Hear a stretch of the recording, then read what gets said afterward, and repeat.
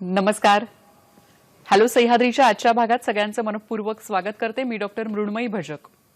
जगविख्यात शास्त्रज्ञ Albert Einstein यांनी म्हटलेलं आहे, the important thing is never stop questioning. प्रश्न निर्माण करणं ही जी गोष्ट आहे ही आपण कधीही थांबवली नाही पाहिजे. हे खूप महत्त्वाचं आहे, कारण आपण प्रश्न म्हणतो किंवा कुतूहल म्हणतो.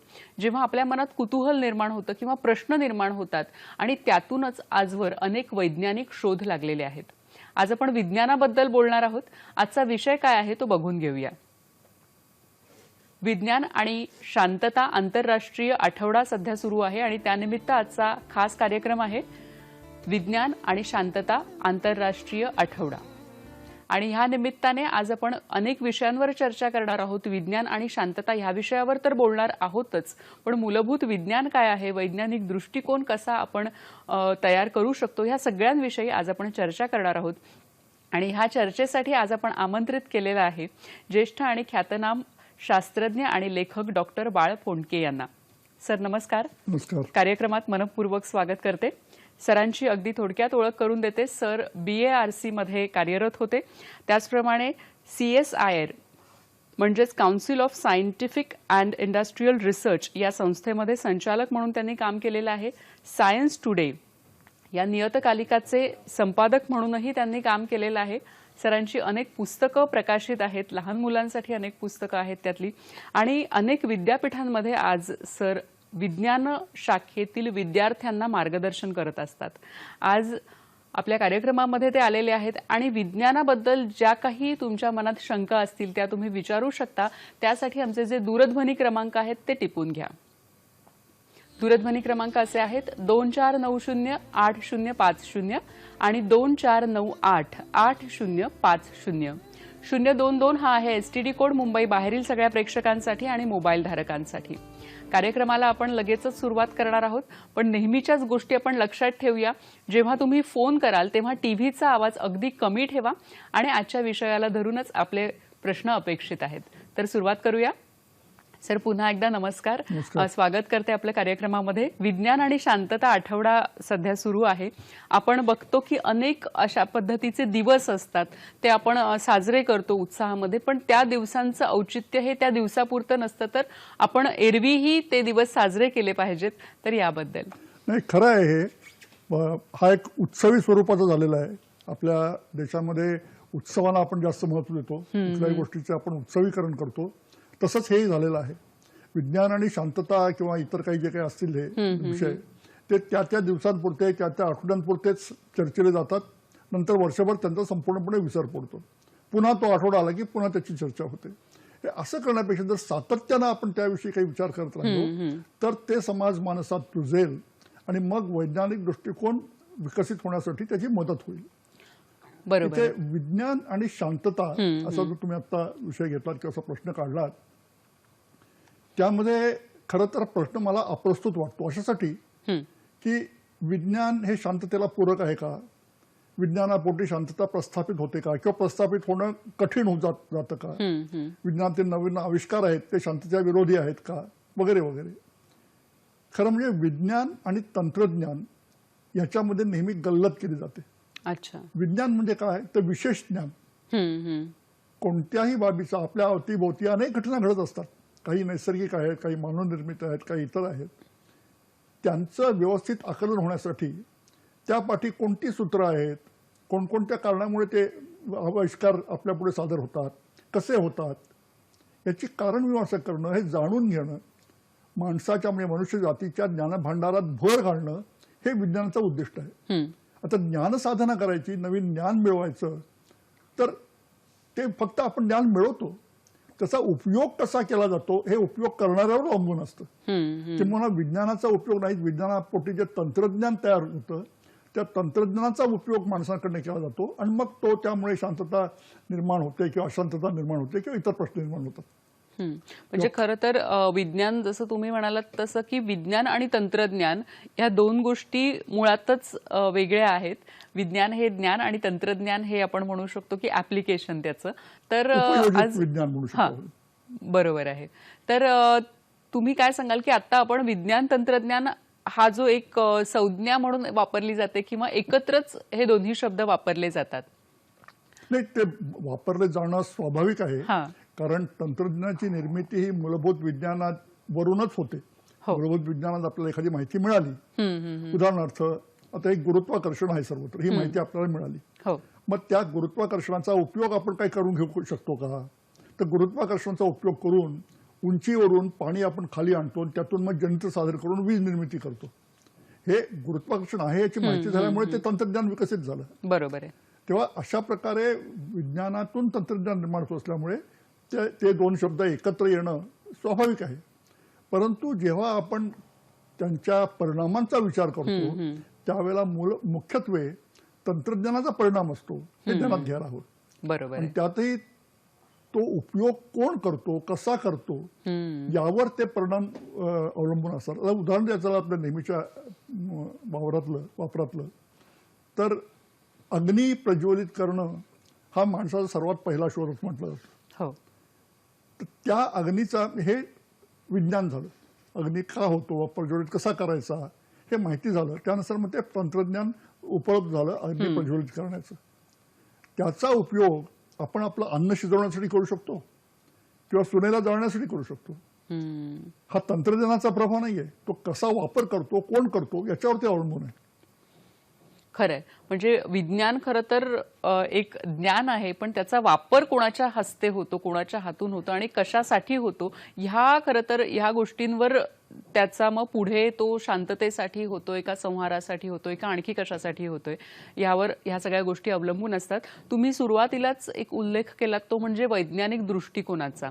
आणि ह्या दिवसानिमित्त हा आता आठवडा आहे, त्याचं औचित्य साधून तुम्ही काय सांगाल की वैज्ञानिक दृष्टिकोन म्हणजे हा शब्दही खरं तर सर्रास वापरला जातो, पण जनमानसामध्ये अगदी आपण साध्या साध्या उदाहरणांद्वारे तुम्ही काय सांगू शकता वैज्ञानिक दृष्टिकोनाबद्दल? वैज्ञानिक दृष्टिकोन या शब्दप्रयोगात जो वैज्ञानिक किंवा विज्ञान हा शब्द आलेला आहे त्यामुळे काही वेळेला गैरसमज निर्माण होतात. म्हणजे विज्ञान साक्षरता आली की वैज्ञानिक दृष्टिकोन आपोआप आला असं होत नाही. आपण अनेक जण पाहतो की जे शास्त्रज्ञ आहेत, वैज्ञानिक आहेत, ते प्रयोगशाळेत असताना एक वेगळ्या प्रकारे विचार करतात. प्रयोगशाळेच्या बाहेर आलं की ती सगळी विचारसरणी बाजूला सोडून वेगळा विचार करतात. बरं. तेव्हा वैज्ञानिक दृष्टिकोन म्हणजे कोणत्याही गोष्टीची चिकित्सा करणं, बाबा वाक्यम प्रमाणात न मानता. तुम्ही आता सुरुवातीलाच म्हटलं की कुतूहल पाहिजे, प्रश्न विचारणं. हे प्रश्न विचारून चिकित्सक दृष्टिकोनातून त्या गोष्टीकडे पाहणं कोणत्याही, याला आपण वैज्ञानिक दृष्टिकोन म्हणू. म्हणजे त्यासाठी माणूस सुशिक्षित असला, विज्ञान साक्षर असला तर निश्चित उपयोग होतो, नाही असं नाही. पण तो विज्ञान साक्षर नसला म्हणून तो चिकित्सक असत नाही किंवा वैज्ञानिक दृष्टिकोन बाळगत नाही असं म्हणणं चुकीचं ठरेल. शेतकरी आपल्या शेतात काम करतात, तेव्हा केव्हा लावणी करायची, केव्हा पेरणी करायची, केव्हा तोडणी करायची, खत केव्हा द्यायचं, कोणतं खत द्यायचं, अनेक बाबींचा तो विचार करत असतो. आता ते किंवा जी माती आहे त्या मातीशी सुसंगत असं कोणतं पीक घ्यायचं, तर ऊस आहे, ऊसाला भरपूर पाणी लागतं. तर जिथे पाणी नाही अशा कोरडवाहू प्रदेशात कोणी ऊस घेईल का? शेतकरी घेणार नाही. म्हणजे तो चिकित्सक दृष्टिकोन अवलंबतो, नाही असं नाही. त्यासाठी त्याकडे अनुभवातून त्यांनी हे साधलेलं असतं. त्यासाठी विज्ञान साक्षरता असणं महत्वाचं आहे असं नाही. तेव्हा कोणत्याही बाबतीत आपण चिकित्सा करत राहिलो किंवा रोगराई आली, सरसकट जाऊन कोंबडं मारणं किंवा कोणत्यातरी देवाला साकडं घालणं, नवस बोलणं, हा वैज्ञानिक दृष्टिकोन हे चिकित्सक नाही. कारण त्याची माहिती, तो रोग का होतो, त्याच्यावर कोणते उपाय आहेत हे आपल्याला माहिती आहे. सध्याचं उदाहरण द्यायचं झालं तसा करोनाचा प्रसार सगळीकडे होतोय. तो कसा होतो हे आपल्याला माहिती झालेलं आहे. मग तो टाळण्यासाठी, तो होऊ न देणं, त्यासाठी मग मुखपट्टी वापरणं, मास्क वापरणं, सुरक्षित अंतर ठेवणं, सतत हात धुणं किंवा सॅनिटायझर, हे उपाय सांगितले गेलेले आहेत. किंवा त्याची लक्षणं दिसल्यावर किंवा लक्षणं न दिसल्यावर सुद्धा आपण चाचणी करून घेणं. पण आजवरचा अनुभव असा आहे की जर चाचणी केल्यानंतर तुम्ही लवकरात लवकर उपचार करायला सुरुवात केलीत तर करोनापासून मंडळी बरी होतात. अगदी वृद्ध मंडळी सुद्धा बरी होतात ज्यांना संसर्ग होण्याची शक्यता सर्वात जास्त असते अशी. परंतु काय भीतीपोटी म्हणा, वैज्ञानिक दृष्टिकोन म्हणा, इतर काही कारणामुळे म्हणा, लोक चाचणी घ्यायला तयार होत नाहीत. आज घरोघरी आपल्या महापालिकेतली मंडळी जाऊन माहिती करून घेत आहेत किंवा चाचणी करून देत आहेत. ती चाचणी टाळतात, त्यांना समोर जाण्यालाच टाळतात. हा वैज्ञानिक दृष्टिकोन नाहीये. तो वैज्ञानिक दृष्टिकोन ठेवल्यामुळे आपलं सर्व जीवनच अधिक सुसह्य आणि अधिक चांगलं होण्याची शक्यता असते. हा वैज्ञानिक दृष्टिकोन आपण बाळगायला हवा. बरोबर आहे. म्हणजे एक विज्ञानाचं ज्ञान असणं आणि तो दृष्टिकोनही आपल्या व्यक्तिमत्वामध्ये आणणं, प्रश्न विचारणं, हे जेव्हा सगळं आपल्यामध्ये येईल तेव्हा तो वैज्ञानिक दृष्टिकोन ज्याला आपण म्हणतो तो नक्कीच तयार होईल. सर, आपण आजचा जो आठवडा आहे तो आंतरराष्ट्रीय आठवडा आहे, विज्ञान आणि शांतता आठवडा. तर विज्ञानाच्या क्षेत्रामध्ये तुम्ही काय सांगाल की आपला भारत देश आज जगाच्या तुलनेमध्ये, विशेषतः पाश्चात्य देशांच्या तुलनेमध्ये कुठे आहे? खरं म्हणजे विज्ञान हे वैश्विक आहे. हो. भारताचं विज्ञान वेगळं, अमेरिकेचं वेगळं, सिंगापूरचं वेगळं, असं काही विज्ञान असतं. विज्ञान हे सर्वत्र विज्ञानच आहे. बरोबर आहे. तेव्हा खरं तर अशी तुलना करणं तसं योग्य होणार नाही. परंतु जर आपण केलं की वैज्ञानिक संशोधनाच्या बाबतीत भारत कुठे आहे, तर त्यामध्ये सुद्धा परत प्रश्न असा येतो की ह्या विज्ञान संशोधन करायचं ते कोणत्या क्षेत्रात तुम्ही करताय यावर बऱ्याच गोष्टी अवलंबून असतात.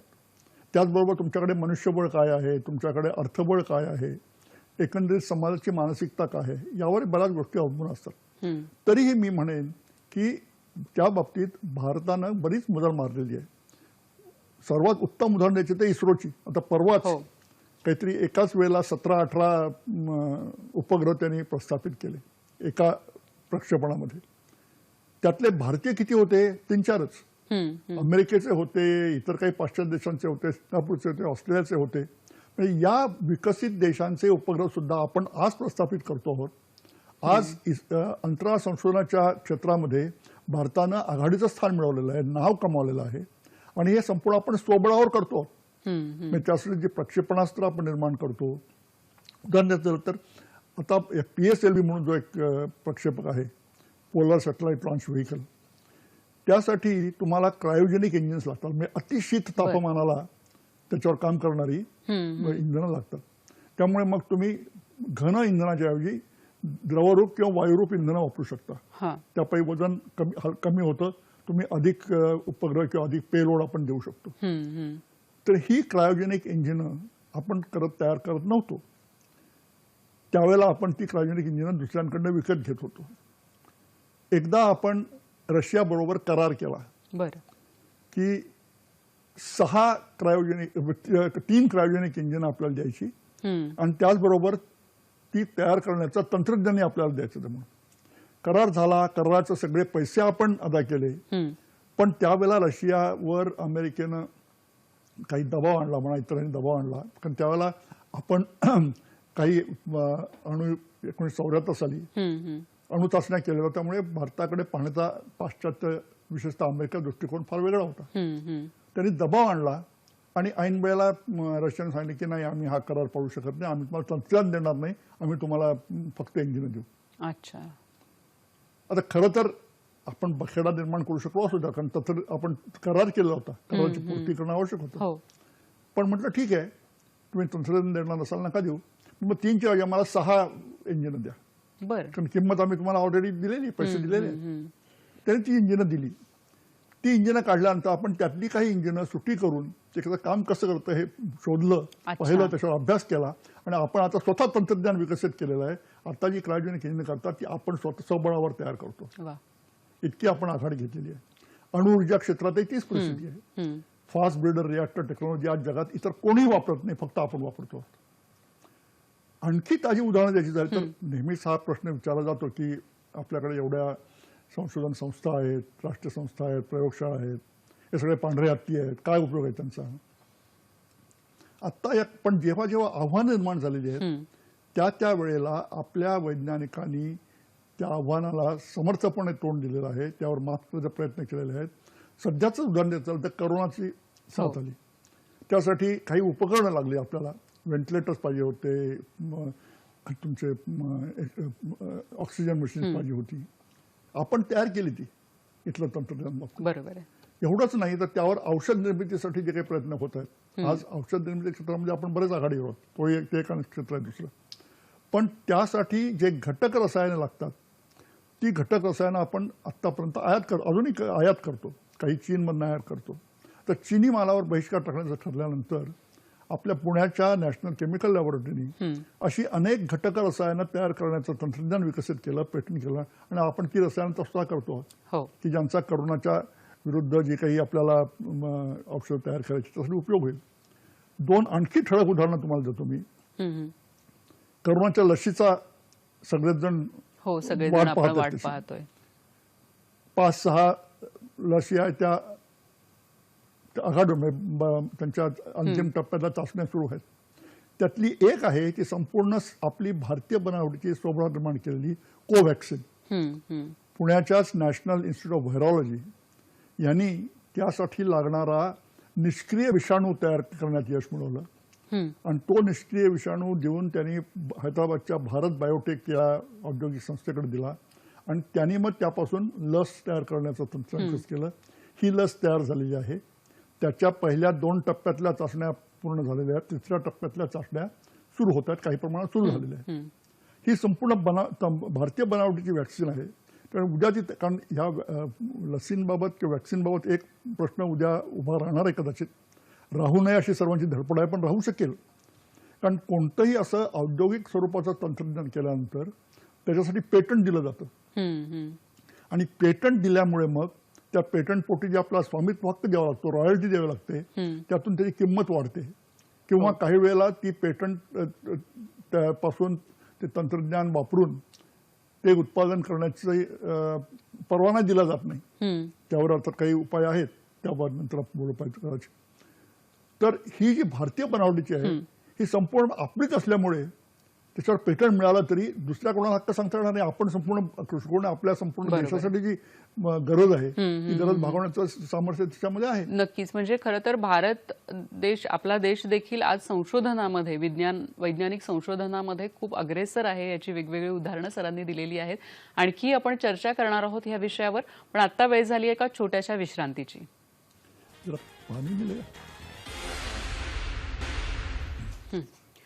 नमस्कार. विश्रांतीनंतर सगळ्यांचं मनपूर्वक स्वागत करते. विज्ञान आणि शांतता आठवड्यानिमित्त आजचा आपला खास कार्यक्रम आहे आणि आपल्याला मार्गदर्शन करतायत ज्येष्ठ शास्त्रज्ञ आणि लेखक डॉक्टर बाळ फोंडके. सर, मगाशी तुम्ही सांगत होतात की आपलं जे भारत देश हा वैज्ञानिक संशोधनामध्ये प्रगतीच्या दिशेने आता चालू आहे आणि अनेक संशोधनं केलेली आहेत. तर त्याबद्दल आणखी तुम्ही काही दुसरं उदाहरण द्यायचं तुम्हाला की सध्याच्या चाचण्या होत आहेत त्यात RT-PCR ही चाचणी फार महत्वाची मानली जाते कोरोनाच्या संदर्भात. पण ती RT-PCR चाचणी करण्यासाठी त्याच्या निष्कर्षणासाठी काही वेळा बराच वाट पाहावी लागते. याचं कारण त्यासाठी एक उच्च श्रेणीचं तंत्रज्ञान लागतं, फार उत्तम अद्ययावत सोफिस्टिकेटेड मशीन लागतं.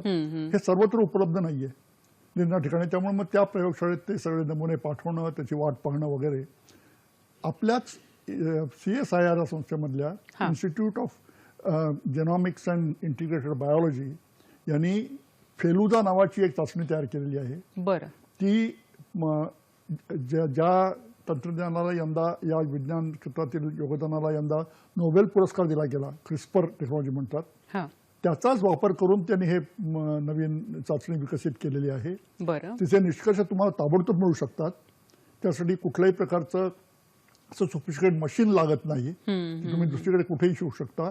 आणि मुख्य म्हणजे जसं आपण आज मधुमेहाची साखर मोजण्यासाठी नुसतं एक बोटाला टोचून रक्त आपण घेतो आणि एका कागदाच्या पट्टीवर आपल्याला त्याचे निष्कर्ष मिळतात, तशाच प्रकारे एक कागदाच्या पट्टीवर निष्कर्ष देणारं हे तंत्रज्ञान विकसित केले, चाचणी विकसित केलेली आहे. हे एक आपल्या संशोधनाचं फल मानता येईल. नक्कीच.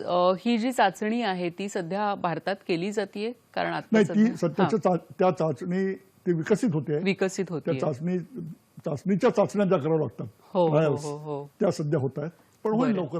पण ही जी चाचणी आहे ही देखील संपूर्णपणे भारतीय लोकांनी बनवलेली आहे. CSIR इन्स्टिट्यूट टाटा ग्रुप त्याच्यामध्ये टाटा ग्रुपची तुम्हाला माहितीच आहे. होय होय. नक्कीच. आपण जेव्हा विज्ञान आणि शांतता असा विषय घेतो किंवा कुठेतरी विज्ञान आणि शांतता असा जेव्हा विषय घेतो तेव्हा विज्ञान आणि शांतता या दोन गोष्टी एकत्र येण्याविषयी कुठेतरी प्रश्नचिन्ह निर्माण झालेलं असतं. तर त्याविषयी काय सांगाल की मुळात हा प्रश्न का पडतो? तो प्रश्न पडण्याचं एक कारण म्हणजे विज्ञान म्हटल्यानंतर सगळ्यांना अणुबॉम्ब आठवतो आणि अणुबॉम्बमुळे जी परिस्थिती निर्माण झाली, त्यानंतर अण्वस्त्रांच्या बाबतीत जी चढावड निर्माण झाली, शीतयुद्ध झालं आणि त्यामुळे शांततेला धक्का बसला असा एक समज आहे. एक गोष्ट यामध्ये लक्षात घेतली जात नाही की अणुबॉम्ब निर्मिती पहिल्यांदा त्या पाठीचं विज्ञान होतं, त्या आइन्स्टाईनपासून अनेकांनी विकसित केलेलं होतं. त्यानंतर त्याचं तंत्रज्ञान करून अणुबॉम्ब निर्मिती होती, ती रॉबर्ट ओपेनहायमर सारख्या वैज्ञानिकांनी तयार केली. परंतु त्याचा उपयोग काय करायचा किंवा केव्हा करायचा किंवा करायचा की नाही हे निर्णय वैज्ञानिकांवर अवलंबून नव्हते. ते संपूर्णपणे राजकीय निर्णय होते, राजकारणी मंडळींनी निर्णय घेतलेले होते. किंबहुना ज्या रॉबर्ट ओपेनहायमर जे डायरेक्टर होते त्या मॅनहॅटन प्रोजेक्टचे, त्यांनी जेव्हा पहिल्या अणुबॉम्बची चाचणी घेतली अलामोगार्डोमध्ये, न्यू मेक्सिकोमध्ये, त्यावेळेला त्याच्या विध्वंसक स्वरूपाचं जे दर्शन त्यांना घडलं, त्यातून त्यांना आपल्या गीतेतला श्लोक आठवला. दिवी यदि सहस्रसूर्यस्य भवेत् युगपद्युत्थिता तर्हि वा बदृशासात भासस्तस्य महात्मना. म्हणजे एकाच वेळी जर सहस्र सूर्यांचं दर्शन आकाशात घडलं तर जे तेज दिसेल ते त्या असेल. आणि त्यानंतर पुढचा श्लोक आठवला, कालोस्मी लोकक्षेत्र प्रवृद्धी, आय एम डेथ, मी मृत्यू आहे, काळ आहे. आणि ते जे त्यामुळे ते विचलित झाले आणि त्यांनी आणि इतर त्यांच्या बरोबरच्या सहकारी सज्ञांनी पहिल्यांदा त्यावेळचे जे राष्ट्राध्यक्ष होते ट्रुमन, रुझवेल्टचा देहांत झाला होता आणि ट्रुमन राष्ट्राध्यक्ष झाले होते, त्यानंतर त्यांनी जाऊन सांगितलं की तुम्ही याचा वापर युद्धात करू नका. आपण पाहिजे तर ह्याच्या विध्वंसक शक्तीचं एक प्रात्यक्षिक जपान यांना देऊया. आपण जपान, त्यावेळेला जर्मनी हरलेली होती आणि जपानचं युद्ध लढत होतं. आपण जपानी लोकांना त्याचं प्रात्यक्षिक देऊया आणि त्यांना सांगूया की बघा, तुम्ही जर शरण आला नाही तर ह्याचा उपयोग आम्हाला करावा लागेल, पण तुम्ही उपयोग करू नका. तो सल्ला न मानता ते वापरण्याचा निर्णय घेतला गेला. तो संपूर्णपणे राजकारणी मंडळीत घेतला होता. वैज्ञानिकांनी त्याला उलट विरोधच केला होता. एवढं करून ते थांबले नाहीत, तर त्यांनी बुलेटिन ऑफ ॲटॉमिक सायंटिस्ट नावाची एक संस्था स्थापन केली, पगवॉश कॉन्फरन्स नावाची एक संस्था स्थापन केली आणि त्यातून मग अण्वस्त्र विरोधी प्रचार करायला त्यांनी सुरुवात केली. या बुलेटिन ऑफ ॲटॉमिक सायंटिस्टने एक घड्याळ केलेलं आहे, त्याला डूम्सडे वॉच म्हणतात. दरवर्षी 31 डिसेंबरला शांततेची स्थिती काय आहे हे बघून मध्यरात्रीच्या जवळ किती आपण आलेलो आहोत हे ते घड्याळ दर्शवतं. जितकं मध्यरात्रीपासून आपण दूर, तेवढी शांतता प्रस्थापित होण्याला अधिक पोषक वातावरण. हे वैज्ञानिकांनी आपणहून केलं, स्वतः बिघाडून घेण्याचा प्रयत्न केले. किंवा वैज्ञानिकांनी शांततेला धक्का लावण्याचा काहीही प्रयत्न केले नाही. आणखी उदाहरण आहेत, एकच उदाहरण आपण नक्कीच आणखी एक उदाहरण घेऊया. पण एक फोन आपला येतोय. रवींद्र कुडाळकर आपल्याशी बोलतायत जळगावहून. नमस्कार, बोला, आपला प्रश्न विचारा. नमस्कार, मी रवींद्र कुडाळकर जळगाववरून बोलतोय. खरं तर माझे 2 प्रश्न आहेत. सध्याच्या विज्ञान युगामध्ये विज्ञान आणि शांतता हा खरं तर खूप महत्वाचा विषय आहे असं मला वाटतं. आणि विज्ञानाचा उपयोग जो आहे तो सकारात्मकपणे मानवाच्या उपयुक्ततेसाठी, मानवाच्या कल्याणासाठी व्हायला हवा, याबद्दल वादच नाही. पण असेही काही विघ्न संतोषी घटक समाजामध्ये असू शकतात की विज्ञानाचा उपयोग दुर्दैवाने विघातक कृतींसाठी होऊ शकतो आणि करतात देखील. त्यातनं व्यक्तीला नुकसान होऊ शकतं, समाजाला नुकसान होऊ शकतं, एखादं कुटुंब देखील उद्ध्वस्त होतं. तर अशा विघ्न संतोषी घटकांसाठी काय केलं पाहिजे असं साधारण वाटतं, पहिला प्रश्न. दुसरं मला असं विचारायचंय की मी स्वतः अनेक वर्ष शैक्षणिक सामाजिक प्रकल्पानिमित्त आदिवासी भागात काम केलेलं आहे. तिथे शिक्षण घेतलेलं असो अथवा नसो, पण अंधश्रद्धांचा जो इम्पॅक्ट आहे तो मोठ्या प्रमाणावर दिसतो. विज्ञानाचा त्यांनी कसा सकारात्मक उपयोग केला पाहिजे छोट्या मोठ्या टिप्सच्या माध्यमातून, कारण हा प्रभाव कमी झाला तर त्यांचं जीवन कल्याणमयी होऊ शकतं, या दृष्टीने सांगावं. धन्यवाद. नक्कीच, धन्यवाद आपल्या प्रश्नांबद्दल. पहिला प्रश्न विघ्न संतोषी मंडळी सर्वच समाजात असतात किंवा आपल्या समाजात असं नाहीये. त्यांचं मतपरिवर्तन करण्याचे प्रयत्न करत राहणं याशिवाय दुसरं काही दिसू शकत नाही. आपण त्यांना आपण दाखले देऊ शकतो किंवा त्यांच्यापुढे प्रयोग करून दाखवू शकतो की बाबा विज्ञानाने साध्य केलेला आहे, त्याचा असा उपयोग होऊ शकतो, तंत्रज्ञानाचा असा विधायक उपयोग होऊ शकतो, विधायक उपयोग करण्याची गरज नाहीये हे आपण त्यांना सांगू शकतो. नोबेल ज्याच्या नावाने नोबेल पुरस्कार दिला जातो त्यानं डायनामाइटचा शोध लावला, डायनामाइट तयार केलं. ते डायनामाइट तयार करून आपण खाणीमध्ये त्याचा उपयोग करू शकतो किंवा बोगदा खाण्याचा असेल तर मधला जो खडक असतो त्याला सुरुंग लावून ते उद्ध्वस्त करण्याचा प्रयत्न करू शकतो. त्याचा उपयोग विधायकही होऊ शकतो. पण त्याचा उपयोग तुम्हाला जर मानव संहारासाठी करायचा असेल तर त्यापासून या विघ्नसंतोषी लोकांना परावृत्त करणं यासाठी सातत्यानं सगळ्यांनीच प्रयत्न करायला हवेत. फक्त वैज्ञानिकांनीच केले पाहिजे असं नाही. बरोबर. सगळ्या उलट समाजशास्त्रियांनी ते करणं आवश्यक आहे. तीच बाब आमच्या श्रद्धेबाबत आहे. अंधश्रद्धा निर्मूलनासाठी आपण जर त्यांना दाखवून दिलं की बाबा या ज्या आहेत या रोगराच्या बाबतीत आपण सांगू शकतो लस दिल्यामुळे तुम्ही तुमच्या मुलाला वाचवू शकता. आज मूल जन्माला आल्यानंतर त्याला जवळ 8-10 निर्णया लसी दिल्या जातात आणि त्या रोगापासून बचाव करण्यासाठी. हे चांगलं उपयुक्त आहे. कारण पूर्वीच्या काळात आमच्या लहानपणीच्या काळात जन्मलेलं मूल दगावण्याचे बरेच प्रकार होत असत. बालमृत्यूचं प्रमाण फार वाढलेलं होतं. त्याला आपण आळा घातलेला आहे तो या लसींचा वापर केल्यामुळे. बरोबर. अर्थात इतरही गोष्टी आहेत. आपण एकंदरीतच आपलं स्वच्छता वाढवलेली आहे, एकंदर आरोग्य व्यवस्था निर्माण केलेली आहे. पण ही सगळी विज्ञानाची देणगी आहे. हे त्यांना हळूहळू पटवून द्यायला हवं. त्यांच्यापर्यंत आपण पोचलोच नाही त्यांना अध्यक्षता म्हणून त्यांचं जर आपण टीकाच करत राहिलो किंवा एका प्रकारे ते निर्भत्सन करत राहिलो तर आपण काही साध्य होणार नाही. त्यांचं मतपरिवर्तन करायला हवं आणि ते सर्वांनीच करणं आवश्यक आहे. बरोबर आहे. म्हणजे कुठेतरी हळूहळू हे बदल होतील आणि सातत्य ठेवणं ह्याच्यामध्ये की त्यांना सांगत राहणं, शिक्षण देत राहणं आणि त्यानुसार मतपरिवर्तन घडू शकतं. पण एक बाब आपण लक्षात घेतली पाहिजे की अंधश्रद्धा ज्या आहेत एक तर त्या शतकानुशतकांच्या संस्कारापोटी निर्माण झालेल्या आहेत. तर ज्या काळात माहितीच काही नव्हती त्यावेळेला आपण सगळ्याच जे आपल्याला कळत नाही त्याला आपण भूत तरी मानायचो किंवा देव तरी मानायचो. हाच ती माहिती मिळाल्यानंतर त्या बाबतीतले आपले जे समज होते ते हळूहळू निराकरण होत आहे. पण हे व्हायला काही काळ जावा लागतो. नुसतं बटन दाबलं आणि अंधश्रद्धा निर्मूलन झालं असं होणं शक्य नाहीये. खरंय. नक्कीच. खरं तर ह्या अनुषंगाने अनेक गोष्टी आहेत आणि ह्या सगळ्या गोष्टींबद्दल आज आपण चर्चा करणार आहोत. विज्ञान, मूलभूत विज्ञान काय आहे, त्यामध्ये आपण काय करू शकतो याविषयी देखील बोलणार आहोत. आत्ता थांबतो एका छोट्याशा विश्रांतीसाठी. नमस्कार. विश्रांतीनंतर सगळ्यांचं मनपूर्वक स्वागत करते.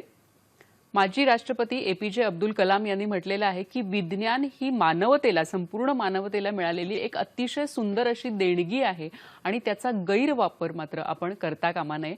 आणि आज आपण त्याच विषयावर बोलतोय. विज्ञान आणि शांतता असा आजचा आपला विषय आहे. विज्ञान आणि शांतता आठवड्यानिमित्त आजचा आपला खास कार्यक्रम आहे आणि आपल्याला मार्गदर्शन करतायत डॉक्टर बाळ फोंडके. सर, तुम्ही मगाशी सांगितलं की कशा पद्धतीने जेव्हा वैज्ञानिकांना कळलं की अणुबॉम्ब हा संहारक ठरू शकतो तेव्हा त्यांनी सांगितलं की ह्याचा उपयोग खरं तर करू नका असं त्यांनी सांगितलं. आणि पण त्यानंतर काही आपण म्हणू शकतो की राजकीय प्रवृत्तींनी ते मान्य केलं नाही आणि मग त्याच्या पुढचा जो इतिहास आहे घडलेला तो आपल्याला सगळ्यांना माहितीच आहे. आणखीही अशी आपल्याला काही उदाहरणं सांगता येतील? मी आणखी 2 सांगू शकतो. ज्यावेळेला जैवतंत्रज्ञानाची निर्मिती झाली त्यावेळेला तुमच्या कोणत्याही सजीवाच्या सगळ्या गुणधर्मांचा, शारीरिक शरीरक्रियाविषयक गुणधर्मांचा आराखडा त्यात लिहिलेला असतो किंवा त्याचं नियंत्रण त्याच्याकडून होतं. त्या जनुकांमध्ये आपल्याला हवे तसे काही फेरबदल करण्याची एक क्षमता निर्माण होऊ लागली, ज्यालाच बायोटेक्नॉलॉजी किंवा जैवतंत्रज्ञान म्हणतात. त्यावेळी याचा वापर कसा केला जाईल या शंकेनं अनेक वैज्ञानिकांना संभ्रमित केलं होतं किंवा अस्वस्थ केलं होतं. त्यामुळे त्यांनी त्यावर नियंत्रण घालण्यासाठी आणि त्याचबरोबर अशा प्रकारचे प्रयोग करण्यासाठी जी काही एक संपूर्ण म्हणजे समजा चुकून जर तो एखादा असा रोगजंतू त्यातून निसटला काम करताना तर काय हाहाकार माजेल याची व्यवस्था करून ज्या प्रयोगशाळेमध्ये अशा प्रकारचे प्रयोग करायचे त्या प्रयोगशाळेची रचना कशी असावी, तिथे संपूर्ण सुरक्षेचा काय काय पसिवाद असावा किंवा कोणत्या कोणत्या सुरक्षा यंत्रणा असाव्यात याचा विचार करण्यासाठी त्यांनी असेलोमार इथे 1974 साली एक परिषद घेतली आणि त्यात ते निर्णय घेतला की या सगळ्या बाबींचं निराकरण होत नाही, आपल्याला त्याची माहिती मिळत नाही, तोवर पुढचं संशोधन आपण थांबवायचं. अच्छा. आपण होणं स्वतःवर त्यांनी बंदी घालून घेतली. हे एक म्हणजे त्याचा उपयोग विधायक व्हावा हो. या दृष्टिकोनातून उचललेलं पाऊल होतं. किंवा अलीकडच्या काळामध्ये आत्ताच एक झालेलं आहे की क्लोनिंग हे जे तंत्रज्ञान आहे हो.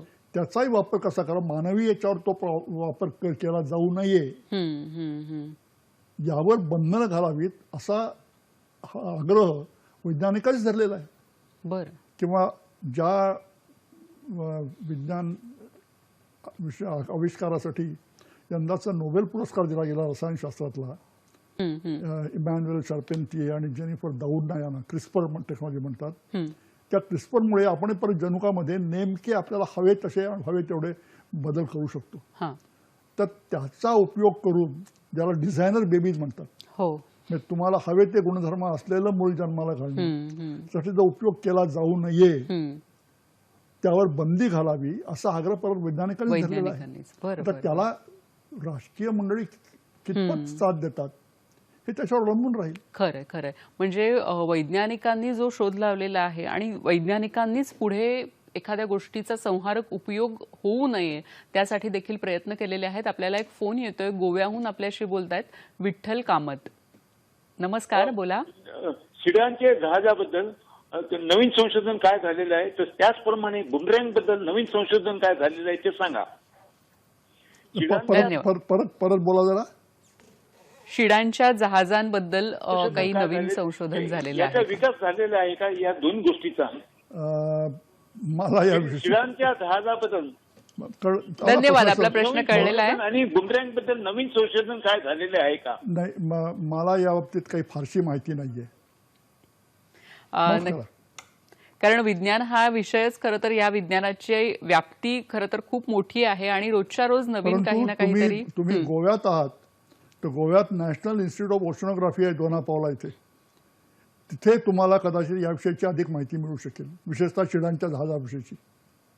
बरोबर आहे. सर, तुम्ही मगाशी म्हणालात की आता क्लोनिंगचं तंत्रज्ञान विकसित होत आहे आणि कुठेतरी डिझायनर बेबीज जसं तुम्ही म्हणालात की आपल्याला हवं तसं बाळ जन्माला घालणं, तर विज्ञानाचा आपण बघतो की एकीकडे अशा पद्धतीने देखील उपयोग होऊ शकतो की जे मूलभूत आहे, उदाहरणार्थ निसर्ग आहे किंवा मनुष्य प्राणी आहे, तर त्याच्याही पेक्षा पुढे जाऊन काहीतरी वेगळं तंत्रज्ञान निर्माण होणं किंवा डिझायनर बेबी म्हणजे मूळ जो मानव आहे तर त्याला कुठेतरी पुढे, त्याला मागे टाकून पुढे जाणं. तर ह्याबद्दल तुम्ही काय सांगाल की आपण एकीकडे विकास आहे आणि एकीकडे अशा पद्धतीने आपण पुढे जातोय? परत प्रश्न तो देतो की जे विज्ञान सूत्र आपण शोधलं ते त्यातून तंत्रज्ञान विकसित केलं, काय एकदा निसर्ग एखाद्या घडामोडीची कामगिरी कशी पार पाडतो हे ध्यानात आल्यानंतर ती आपणही करू शकू का असा एक कुतूहलजनक प्रश्न निर्माण होतो कोणाच्या मनात, आणि त्याचं समाधान करण्यासाठी संशोधन करणं हे स्वाभाविक असतं.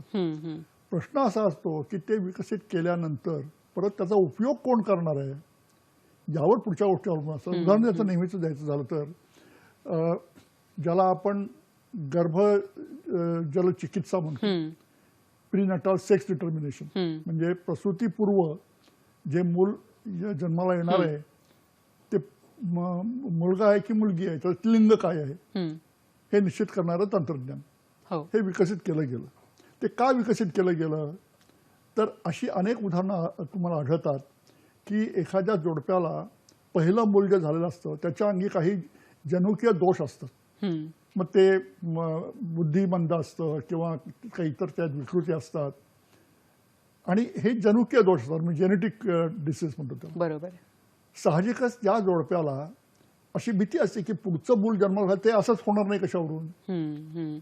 तर त्याचं निराकरण करण्यासाठी अनेक जनुकीय दोष असे आहेत की जे लिंग निर्धारित आहेत, म्हणजे फक्त मुलाचंच उद्भवतात किंवा फक्त मुलीचंच उद्भवतात. उदाहरणार्थ रक्तगळ नावाचं एक आहे, हिमोफिलिया, की यात रक्त गोठत नाही, सतत वाहतच राहतं. हो. तर तो दोष जो आहे, तो जनुकीय दोष आहे, तो मुलामध्ये प्रकट होतो, मुलीमध्ये प्रकट होत नाही. मुलगी फक्त वाहक असते त्याची. तर त्यामुळे तुम्ही लिंग निर्धारित केलं तर हा दोष त्या मुला अंगी उद्भवण्याची शक्यता किती आहे हे आजमावता येतं. त्यासाठी हे तंत्रज्ञान विकसित केलं गेलं. पण त्याचा उपयोग स्त्री भ्रूण हत्येसाठी केला जातोय. हा विज्ञानाचा किंवा त्यांनी शोधला त्याचा दोष नाहीये. तो कोण वापर करतोय, कशासाठी वापर करतोय यावर अवलंबून आहे. आणि त्यात परत एक सामाजिक मानसिकता आहे की मुलगाच पाहिजे, मुलगी नको.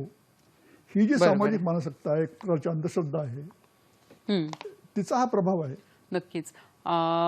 सर, आपल्याला एक फोन येतोय. रामेश्वर महाराज ढाकणे आपल्याशी बोलतात आळंदीहून. नमस्कार, बोला. रामकृष्ण हरी. मी आळंदी पुणे येथून बोलत आहे.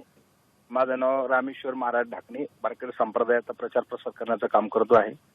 आपला जो सह्याद्री चॅनलच्या माध्यमातून जो कार्यक्रम चालू आहे, ज्ञान विज्ञान आंतरराष्ट्रीय शांततेचा, अतिशय सुंदर आणि अतिशय लोकप्रिय असणारा हा कार्यक्रम आहे. त्याचं कारण आहे की आपली जो उपक्रम आहे विज्ञान आणि आंतरराष्ट्रीय शांतता, हे जे काही शांततेचं रोपटं आहे हे संत महात्म्यांनी आणि वारकरी संप्रदायाने 750 वर्षापूर्वी लावलेलं आहे. आणि तसं जरी विचार केला तर भगवान श्रीकृष्ण परमात्म्यांनी 5000 वर्षापूर्वी शांतीचा संदेश घेऊन कौरवांकडे जाऊन ते शांतीचा जो काही आंतरराष्ट्रीय संदेश आहे तो 5,500 वर्षापूर्वी भगवान श्रीकृष्ण परमात्म्याने दिलेला आहे.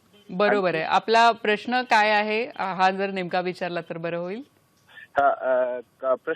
माझा प्रश्न काय आहे, हाच प्रश्न आहे की जे आपण शांतते संबंधाने कार्यक्रम उपक्रम राबवत आहात, अतिशय सुंदर आहे. धन्यवाद. तुम्ही सरांनी मला पूर्णतः त्याची काही कल्पना मला मिळाली नाही, त्याच्यामुळे मला तुमच्या या विषयावर काही जास्त बोलू शकत नाही सर. धन्यवाद. आपण जेव्हा म्हणतो की एक अंधश्रद्धा हा विषय आला की कुठेतरी पुन्हा सगळ्या गोष्टी ज्या आहेत त्या पुन्हा कुठेतरी एक वैज्ञानिक दृष्टिकोनाशी येऊन जुळतात असं वाटतं तुम्हाला? निश्चितच.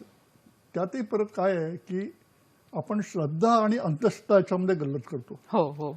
मनुष्य प्राणी श्रद्धेशिवाय जगू शकत नाही. कारण तो एकच प्राणी असा आहे की ज्याला भावविश्व आहे, इतर प्राण्यांना भावविश्व नाही. खरंय. आणि त्यामुळे श्रद्धा असल्याशिवाय माणूस पुढे जगू शकतो. त्यामुळे श्रद्धा त्याला एक प्रकारचं मानसिक बळ देते. अंधश्रद्धा कशाला म्हणायचं? आता ज्याची आपल्याला माहितीच मिळालेली नाही अजून, त्याविषयी तुम्ही स्वतःचं मत काही बनवू शकता. उदाहरणार्थ, या अफाट विश्वामध्ये दुसरीकडे कुठे जीवसृष्टी आहे की काय याचा निश्चित पुरावा आपल्याला काही मिळालेला नाही. आतापर्यंत जे जे काही प्रयोग झाले, जे जे काही प्रयत्न झाले त्यांना प्रतिसाद मिळालेला नाही. त्यामुळे तो नाही असाच निष्कर्ष काढला जातो. परंतु असण्याची शक्यता आहे का आपण कोणत्या प्रकारे प्रयास करतो यावर त्याचा निष्कर्ष काय येईल ते अवलंबून असतं. बरोबर आहे. त्याविषयी आपण काही मत करू शकतो. ही श्रद्धा झाली. परंतु आता करोनाची साथ पसरलेली आहे, तो दैवी कोप आहे म्हणण्यात अर्थ नाही आहे. कारण ती का पसरते, ते रोगजंतू कोण आहे याची संपूर्ण माहिती झालेली आहे आपल्याला. त्या बाबतीत जर आपण असा दृष्टिकोन बाळगायला लागलो की नाही नाही हे नाही आपण काहीतरी पाप केलं होतं त्यामुळे झालेलं आहे, तर ती अंधश्रद्धा ठरेल. खरंय. हा फरक केल्यानंतर मग अंधश्रद्धा निर्मूलनासाठी आपण लोकांना अधिकाधिक ज्ञान देणं, ही गोष्टी समजावून सांगणं, माहिती करून देणं, हेच सातत्याने प्रयोग करायला हवेत. बरोबर आहे. आपण जेव्हा मूलभूत विज्ञानाकडे येतो की आज आपण म्हणतो की खूप वेगळी क्षेत्र आज आपल्यासाठी उपलब्ध आहेत करिअरच्या दृष्टिकोनातून, तर विज्ञान क्षेत्रामध्ये जेव्हा आज मुलांना काही करिअर करायचं असतं मूलभूत विज्ञानामध्ये, तर तेव्हा काय काय ती करू शकतात आणि मूलभूत विज्ञान फिजिक्स, केमिस्ट्री, बायोलॉजी ह्यामध्ये पुढे आपण काय काय करू शकतो? फार चांगला प्रश्न विचारलात तुम्ही. कारण दुर्दैवाने अशी परिस्थिती आहे की आपला जेव्हा मुलगा आपल्या पुढच्या कारकिर्दीचा विचार करतो, 12वी नंतर ठरवतो, त्यावेळेला बहुतेकांचा म्हणजे तुम्ही जर 10वी मध्ये जे गुणवत्ता यादी येतात त्यामध्ये विचारलं काय, तर प्रत्येकाचं असतं मेडिसिन, इंजिनिअरिंग, अलीकडच्या काळात IT. हो. त्याच्या पलीकडे काही क्षेत्र आहे याचा विचारच करायला तयार नसतात मंडळी. पण विज्ञानाच्या क्षेत्रामध्ये आज असंख्य तुम्हाला फार मोठा वाव आहे, असंख्य संधी आहेत. विज्ञान संशोधन हा एक आपल्या करिअरचा विषय किंवा व्यवसायाचा विषय होऊ शकतो. हे ज्या काळात आम्ही संशोधनाला सुरुवात केली त्या काळात संधी फार नव्हत्या, पण त्या काळात आमच्यावर पालकांचा काही असं दबावही नव्हता की तुम्ही असं काही केलं पाहिजे म्हणून. डॉक्टर भाभा त्यावेळेला होते आणि त्यांनी जे एक प्रकारचं स्तर निर्माण केलं, आम्हाला प्रोत्साहित केलं, आमच्यावर आम्हाला एक नवा दृष्टिकोन दिला, एक उमेद दिली, एक जिद्द जागवली.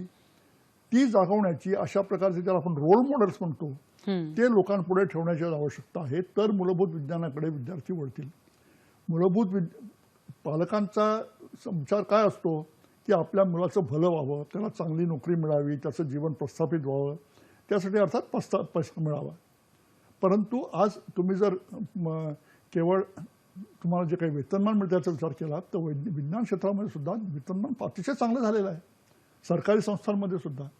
आणि त्यात परत आपण जेव्हा संशोधन करतो त्यावर जे एक समाधान मिळतं किंवा आंतरराष्ट्रीय स्तरावर आपण वावरण्याची संधी मिळते ती इतर क्षेत्रात मिळत नाही. खरं. पण त्यासाठी तुम्हाला रोल मॉडेल ठेवण्याची आवश्यकता आहे. आज तुम्ही पाहिलं तर शाळा कॉलेजामध्ये सुद्धा त्यांच्या वार्षिक समारंभासाठी बोलवलं कोणाला जातं? अभिनेता, क्रिकेटपटू. वैज्ञानिकाला पाचारण करावं, त्याच्याकडनं आपण काही प्रेरणा घ्यावी हा विचारच नाही त्या विद्यार्थ्यांच्या मनात नाही, त्यांना मार्गदर्शन करणाऱ्या शिक्षकांच्या मनातही नाही. नक्कीच. म्हणजे अशा पद्धतीचे कुठेतरी रोल मॉडेल्स पाहिजेत, अशी व्यक्तिमत्व आपल्या समाजामध्ये पाहिजेत की ज्यांच्याकडे बघून आपण ह्या जो विज्ञान आणि संशोधन हा जो विषय आहे तिकडे आपण वळू शकतो. आपल्याला एक फोन येतोय, तो घेऊया. शरद गोळे आपल्याशी बोलतायत अंधेरीहून. नमस्कार, बोला, आपला प्रश्न विचारा. हा, मला असं नमस्कार तुम्हाला दोघांना. मला असं विचारायचं होतं की आपण आपलं म्हणतो की वेदात आपल्या पुष्कळ विज्ञान होतं, आपल्याला सध्या ते कालबाह्य झालंय, पण त्याच्यावर सध्या रिसर्च चालू आहे, कसं विचारायचं होतं. धन्यवाद सर. आपण बघतो की हल्ली खूप इव्हन सोशल मीडियावर पण अशा पद्धतीचे मेसेजेस येत असतात की अनेक वर्षांपूर्वी आपल्या पुराणांमध्ये किंवा वेदांमध्ये अशा पद्धतीचे दाखले होते. त्याबद्दल काय सांगा? मला जयंत नारळीकरांनी एक अतिशय चांगला शब्द वापरला, पुराणातली वांगी. बरं बरं. विज्ञानामध्ये काय आहे की तुम्ही जेव्हा प्रत्यक्ष प्रयोग करता, त्यातून माहिती मिळवता आणि त्याचं दस्तावेजीकरण करता, ती माहिती मिळवता, अशा प्रकारचे उदाहरणार्थ विमान होतं, पुष्पक विमान होतं असं म्हटलं जातं. पुष्पक विमान जर होतं तर त्या काळामध्ये तुम्हाला गुरुत्वाकर्षण म्हणजे काय माहिती झालं होतं का?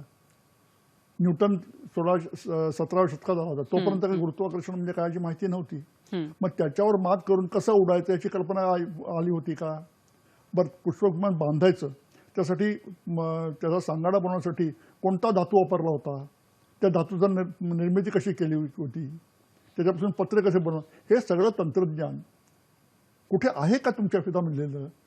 कारण कल्पनाशक्तीने, आता मी आज विज्ञान कथा लिहितो, मी कल्पना केली की मी जाऊन कुठे शुक्रावर वस्ती केली.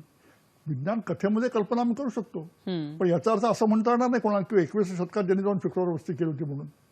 किंवा विज्ञान कथा किंवा काल्पनिक जी माहिती आहे, असं आहे, माणसाला या गोष्टींची आवड असते. प्रत्येकाला वाटतं की आपल्याला उडता यावं किंवा प्रत्येकाला वाटतं की आपल्याला इथून एकदम पलीकडे जाता यावं किंवा काही चमत्कार घडावा. तेव्हा अशी वेदांमध्ये काही गोष्टी पुराणामध्ये निश्चित आहेत. उदाहरणार्थ आपलं चरक संहिता, सुस्त संहिता, आयुर्वेद जो आहे त्याचे अनेक परिमाण निघाले, त्याबाबतीत संशोधनही केलं जात आहे, केलं गेलेलं होतं. डॉक्टर शरदेनी दहाणूकरांनी आपल्या केम हॉस्पिटलमध्ये आयुर्वेद रिसर्च सेंटर स्थापन केलं होतं. तिथे अनेक प्रकारच्या आयुर्वेदीय चिकित्सेची आणि उपचार पद्धतीची चिकित्सा करून आधुनिक विज्ञानाच्या सहाय्यानं त्यांनी ती प्रस्थापित करून दाखवलेली आहे. अशा प्रकारचं संशोधन व्हायला हवं. ते संशोधन न करता केवळ होतं म्हणून सांगितलं जातं.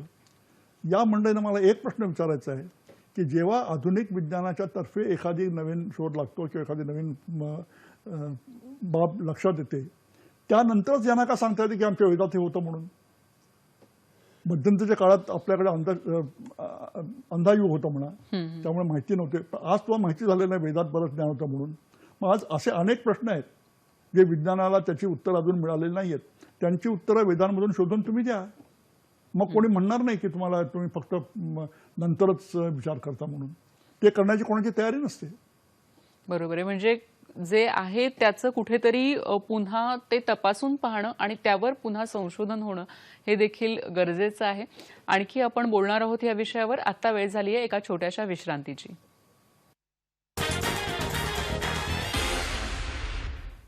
नमस्कार. विश्रांतीनंतर सगळ्यांचं मनपूर्वक स्वागत करते.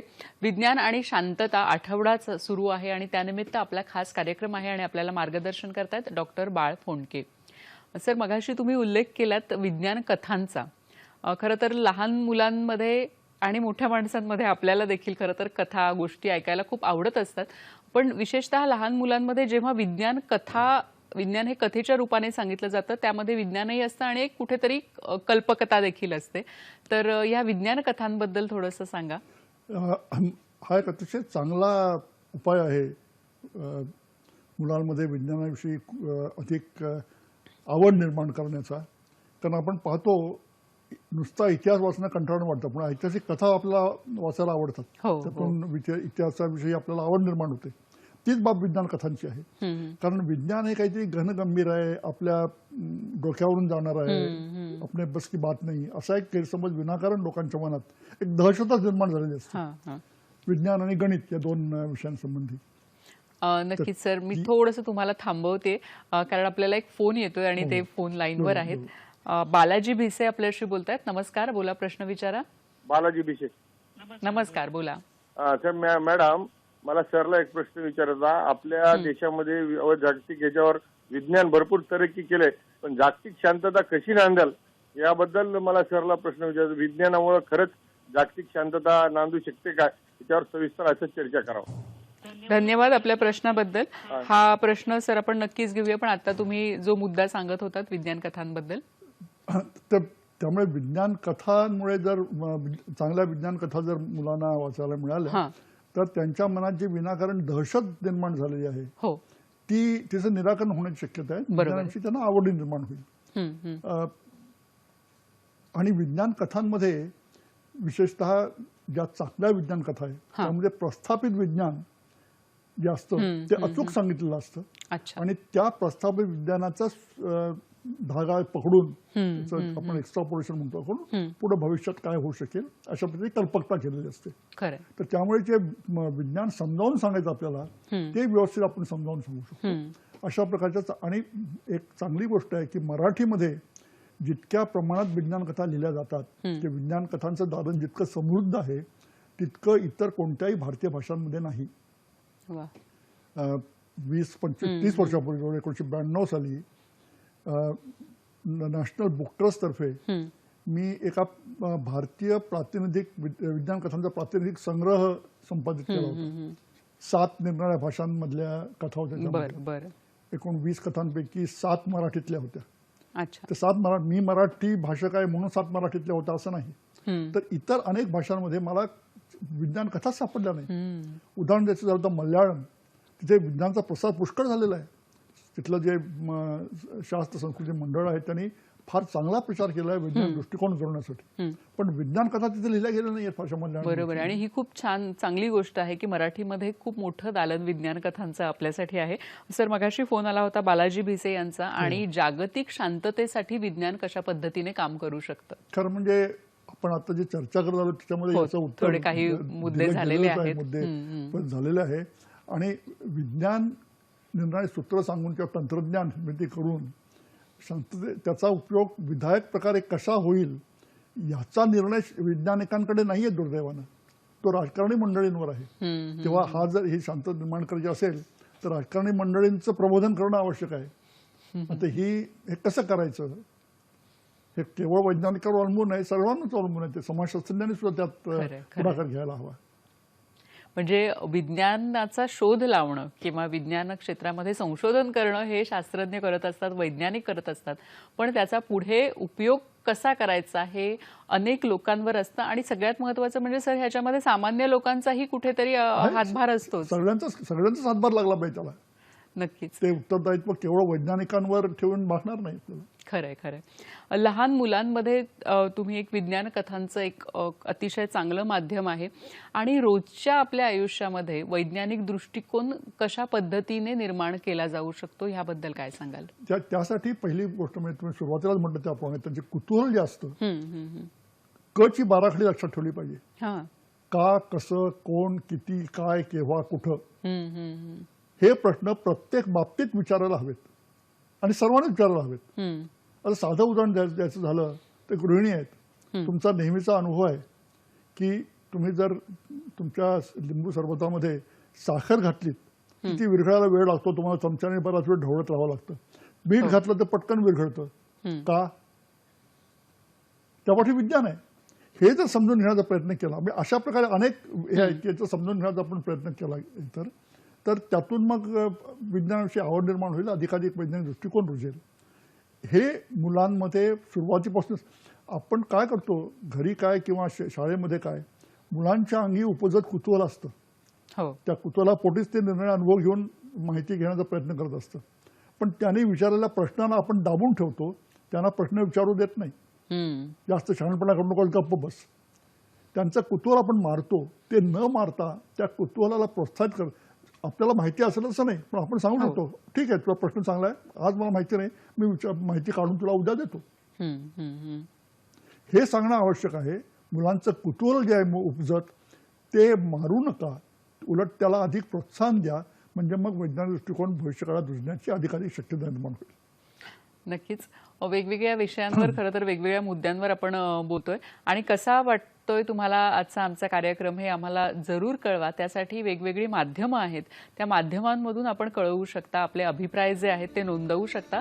सोशल मीडियाचं माध्यम आहे फेसबुकसाठी तुम्ही जाऊ शकता www.facebook.com/dd सह्याद्री. hellosahadri20@gmail.com हा ईमेल आयडी आहे. यावर आपण आपले अभिप्राय कळवू शकता. आमचा हा कार्यक्रम तसंच इतरही सगळे कार्यक्रम आपण यूट्यूबच्या माध्यमातून देखील बघू शकता. www.youtube.com/dd सह्याद्री आणि ट्विटर हँडल आहे @dd सह्याद्री. सर, विज्ञान आणि शांतता ह्याबद्दल आपण बोललो, वैज्ञानिक दृष्टिकोनाबद्दल बोललो आणि नक्कीच खूप छान तुम्ही मार्गदर्शन केलं सगळ्या वयोगटांसाठी. खरं तर आजचा आपला कार्यक्रम होता. आपण इथे आलात आणि खूप छान मार्गदर्शन केलं, त्याबद्दल आमच्या संपूर्ण हॅलो सह्याद्रीच्या टीमतर्फे मी आपली मनपूर्वक आभारी आहे. धन्यवाद. धन्यवाद. आपण पुन्हा भेटूया नवीन कार्यक्रमात नवीन विषयासह. नमस्कार.